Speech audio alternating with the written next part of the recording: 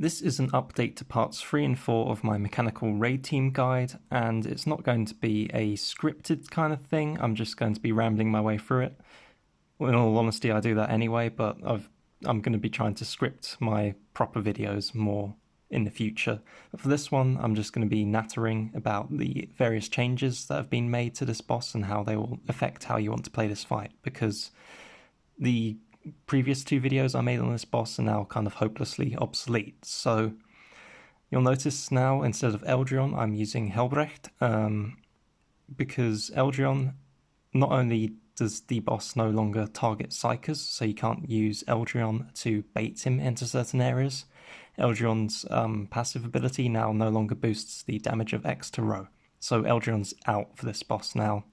I think if you're fighting against a low level version of this boss, Vitruvius might be okay, but this is Legendary 4, his armor stat is 1500, so Vitruvius's extra hit isn't going to be doing much damage just because he's not providing any bonus damage to it.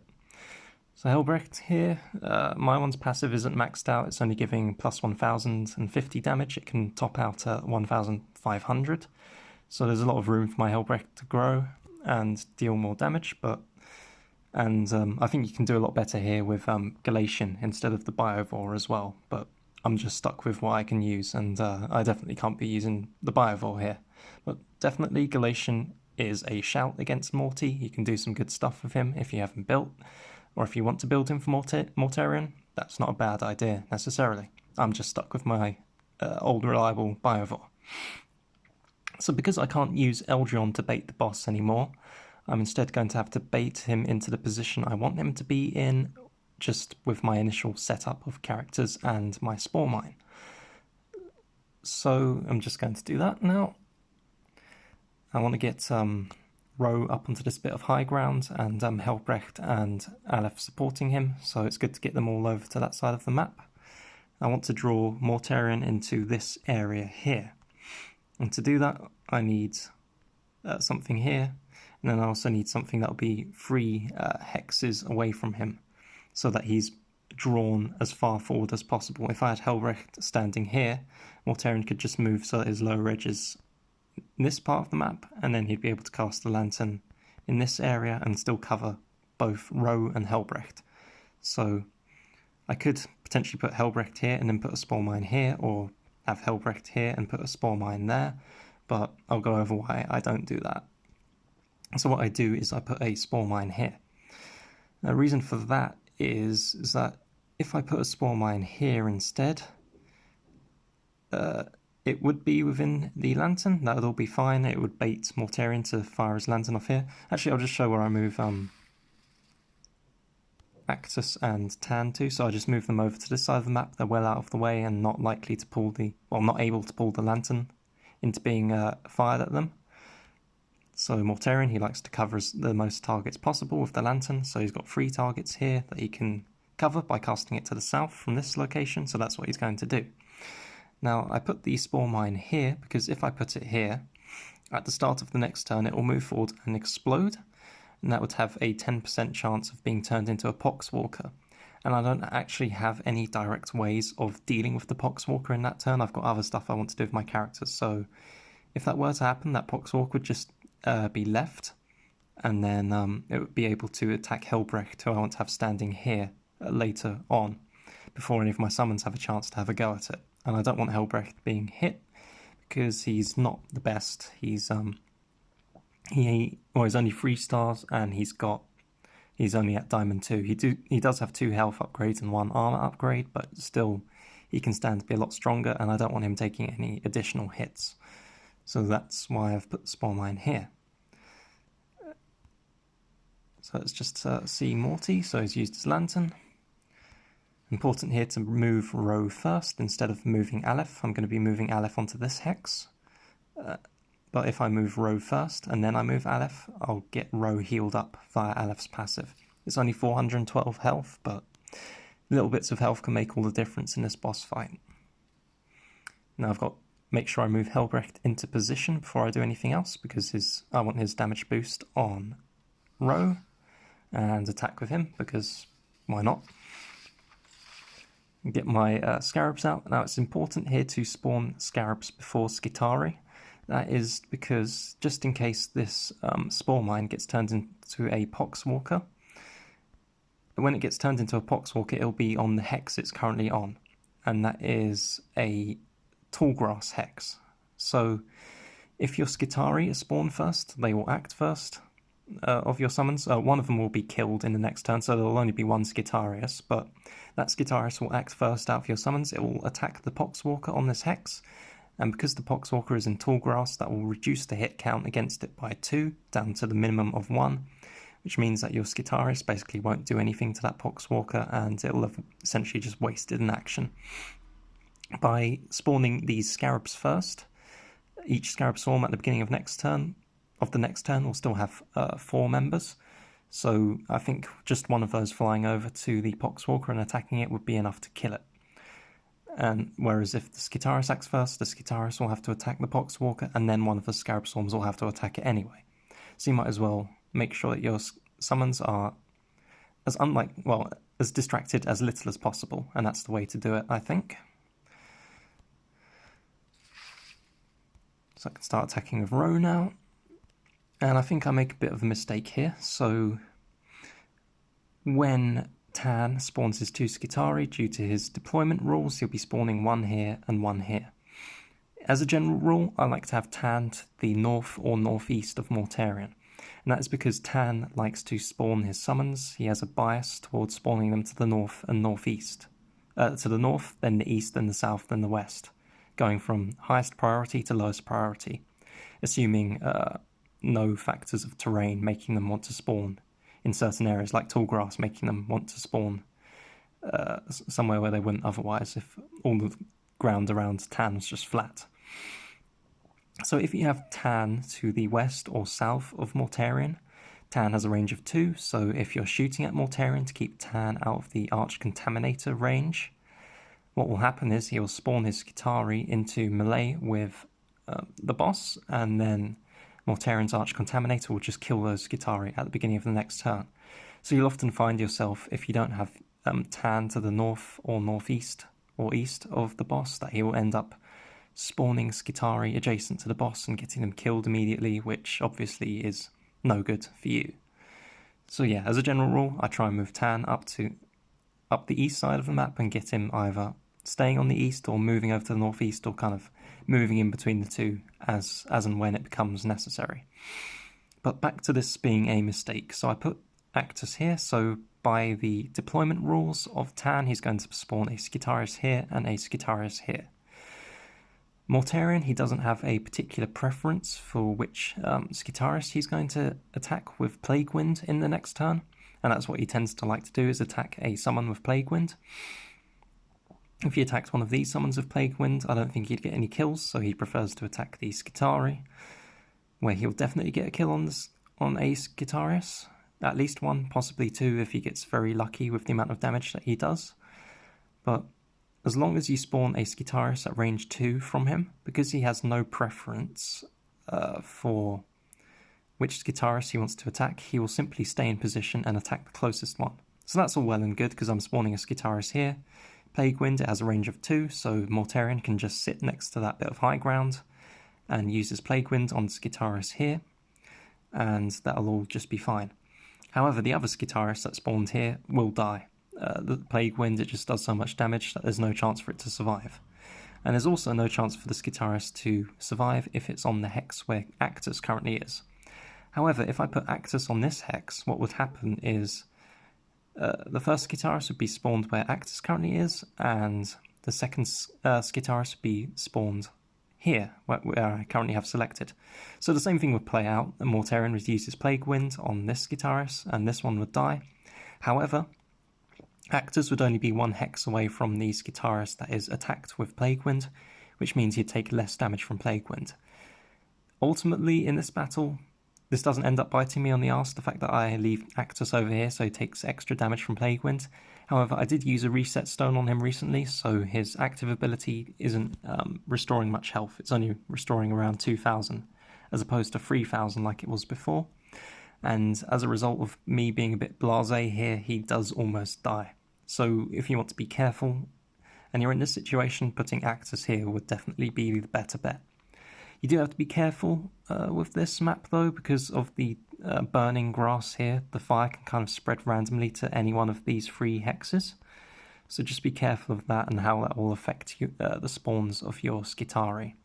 You don't want them to, say if this hex was on fire and the one that Actus is currently on was on fire and you put Actus here, then one Skitaris would be spawned here and one would be spawned here in melee with Mortarion, so this one would just die at the start of the next turn, and then this one would get hit with Plague Wind, possibly die as well. So that wouldn't be particularly great. I suppose it doesn't make too much difference in the end, but it's something to consider. Also, just be careful about... I wouldn't use a Spawn Mine in this turn to try and bait Mortarion to use his Plague Wind over in this direction. He's already perfectly happy to use it on a Skitarius, but the difference that using a Spawn Mine makes is that Mortarion is guaranteed to kill the Spawn Mine with his active ability, whereas he's not necessarily guaranteed to kill the Skitarius that he targets with his active ability with the Plague Wind. So if you try and be clever and put the Spawn Mine over here, say, or maybe, I don't know, here, that could actually prompt Mortarion to move away from this position to then attack the Spawn Mine as his primary target to make sure that he kills it. And then also kills your Skitari by them not being directly targeted by Plague Wind and instead being killed by the spreading damage, which increases as it spreads outwards. So you'll find in that situation that both your Skitari will die, the Spawn Mine will die and maybe turn into a Poxwalker, and Mortarion may well move away from the high ground, which will leave you very much high and dry and in a pretty bad position to do any further damage in the battle. So that's a lot of stuff to consider, but hopefully that all makes sense. And I think that is about it for there. So what I'm going to do is instead put a Spawn Mine here, which will help bait the Lantern up in that direction later on in the battle and make life a bit easier for me and the Skitari.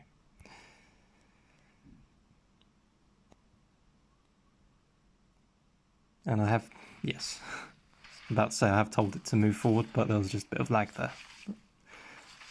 That's all been handled.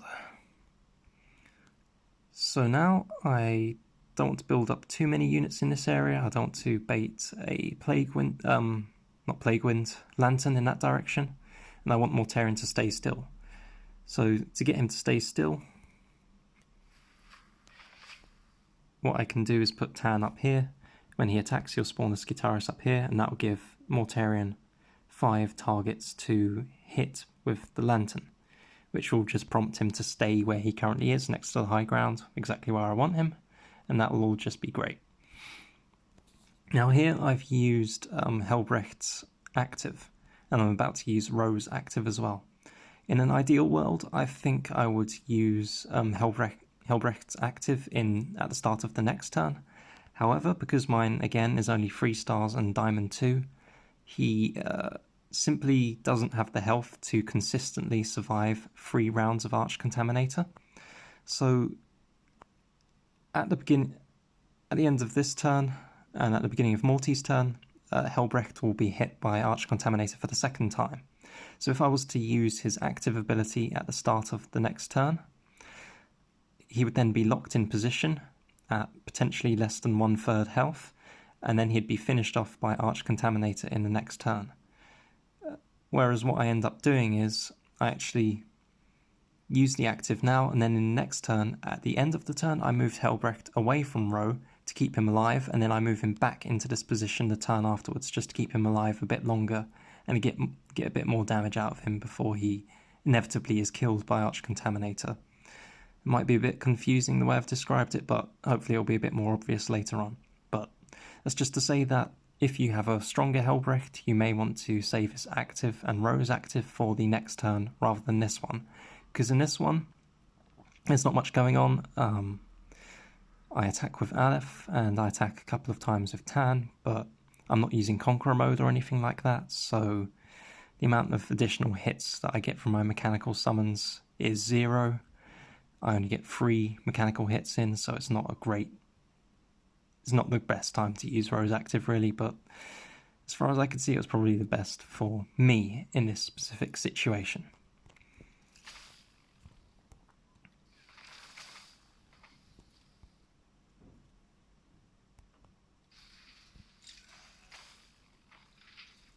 You can end up in a situation where you have an injured Scarab Swarm next to Aleph, in which case you may want to just heal Aleph and have her passive, or directly heal Ro,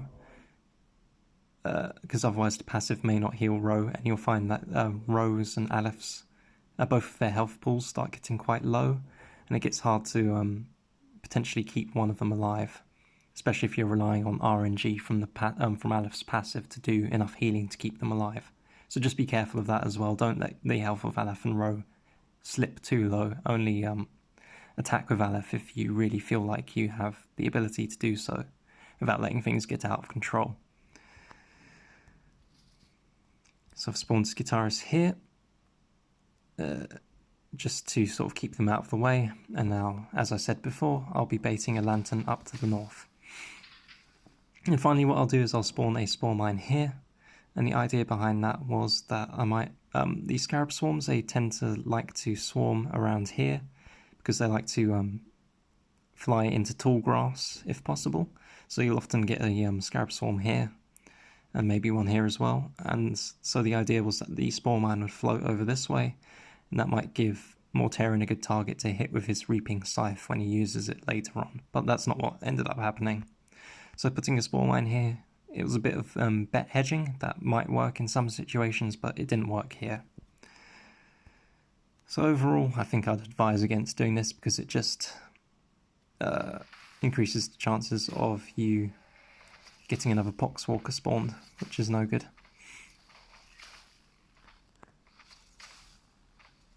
This is where the meat of my damage is going to be done in this turn, because I've got all my summons attacking, and I'm going to be using Conqueror mode on Tan. I think I was quite lucky with the Scarab replications, because on other attempts I haven't had a Scarab Swarm here for him to reactivate, but having 2 Skitari to reactivate isn't really a bad thing either, to be honest.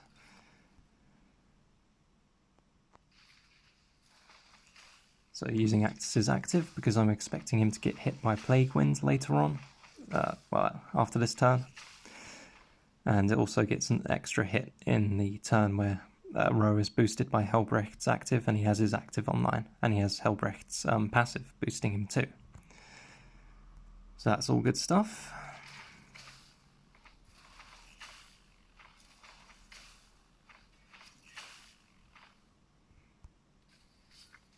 So here, like I said, with Aleph, I didn't bother trying to attack, I just healed Aleph up to hedge my bets and keep everyone healthy and alive. Now there's just the question of moving Helbrecht out of the way because his health is a bit low. I don't want him to be killed by Arch Contaminator. So once I've attacked as many times as possible with Ro, I'm happy to then move Helbrecht out of the way and lose his passive damage boost that he's giving to Ro.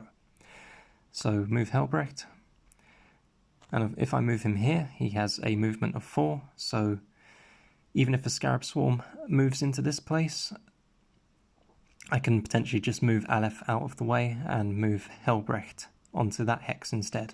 I don't want to be in a situation where I've got Scarab Swarms blocking Helbrecht from being able to boost Ro's damage. So just be careful to try and keep either the hex that Aleph is on or this hex here free from the possibility of a Scarab Swarm moving onto it. If I put Helbrecht here, Scarabs like to have their damage boosted by his passive aura, which boosts the damage of summons, i.e. Scarab Swarms. So if a Scarab Swarm was to move here, they would be having their damage boosted by Helbrecht. So that wouldn't be a very good place to move him, because then that would block him from being able to help Ro's damage output from this position. So you'd then have to do some shenanigans of moving Aleph around, and it might get a bit complicated. So just make sure Helbrecht is nice and out of the way, but he's still able to get back into a good position once you're done saving his life. Alternatively, if you have a stronger Helbrecht, then this may not even be necessary, but certainly necessary for me. Last thing to talk about here is where to put the spore mine. If indeed I don't want to put a spore mine anywhere. So what I was hoping to do here was put a spore mine in on this hex, so that if Mortarion targeted this Guitarist with his Plague Wind, the damage from the Plague Wind wouldn't reach the spore mine, so instead he'd be encouraged to target this Guitarist, so that his Plague Wind would kill this Guitarist and the spore mine as well, whilst also dealing a lot of damage to this Guitarist, possibly killing it.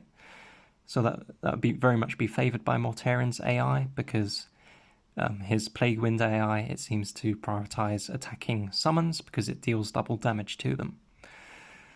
That's not what ended up happening though, because this Scarab Swarm, it gets hit by Arch Contaminator and the Lantern, so it's reduced down to 1 member, which means that Mortarion targets this Skitarius with the Plague Wind, and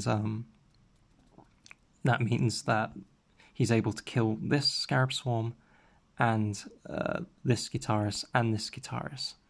So that's more favourable to Mortarion, so that's what he ends up doing. If I didn't have this Scarab Swarm bridging the gap here and allowing the Plague Wind to spread over to this swarm, I think putting a Spore Mine here would have been the best bet in this situation. I think what would have happened is Mortarion would have targeted this Guitarist with Plague Wind, but just because of this arrangement, that's not what happened. So again, I don't think I really should have put the Spore Mine here, but lesson learned on that front. So let's carry on and see what happens, although I've already described it, so it's not going to be much of a surprise. Neither is the lag.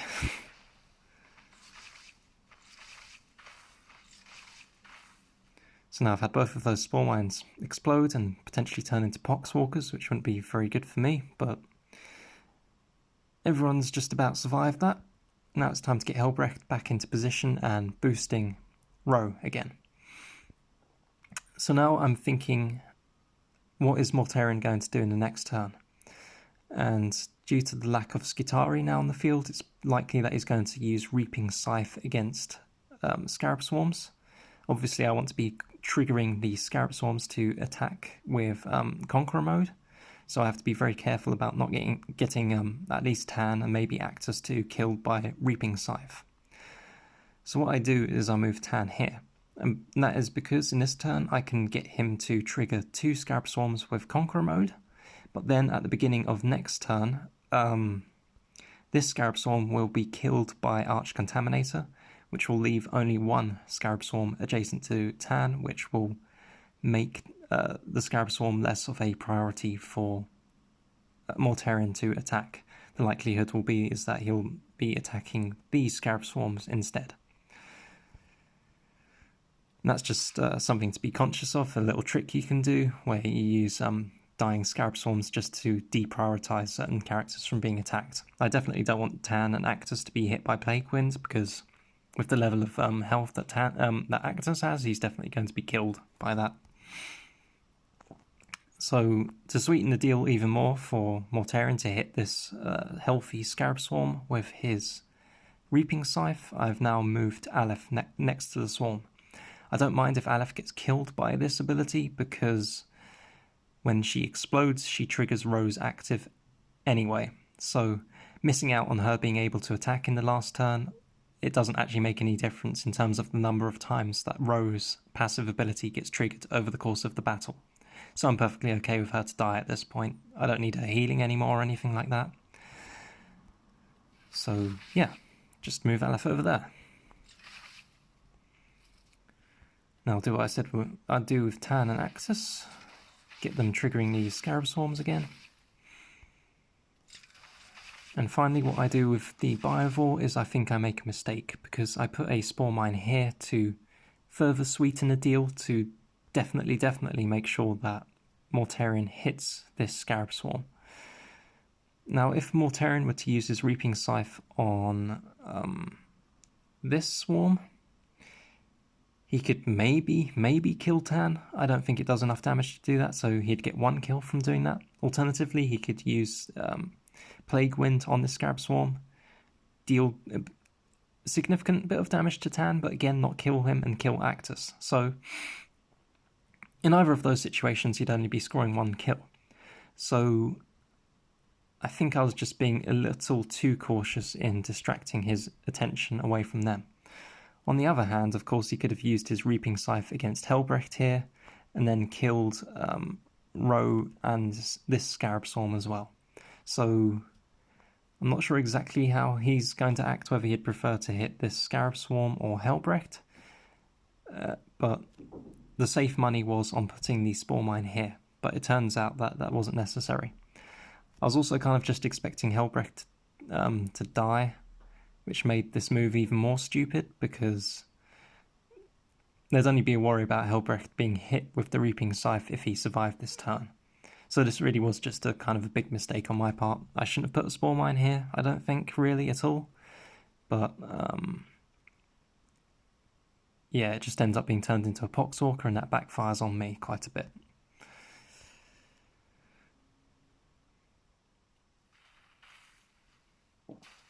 So I think the moral of this story really is just to be careful with your Spore Mines, really. They can be useful, but they can also backfire on you, and don't feel like that you need to be spawning them every single turn to be making the most out of your attack. Sometimes the best thing to do is just nothing at all.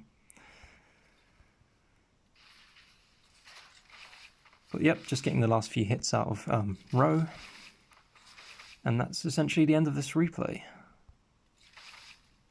And I end up on, yeah, pretty decent amount of damage. Pretty happy with that.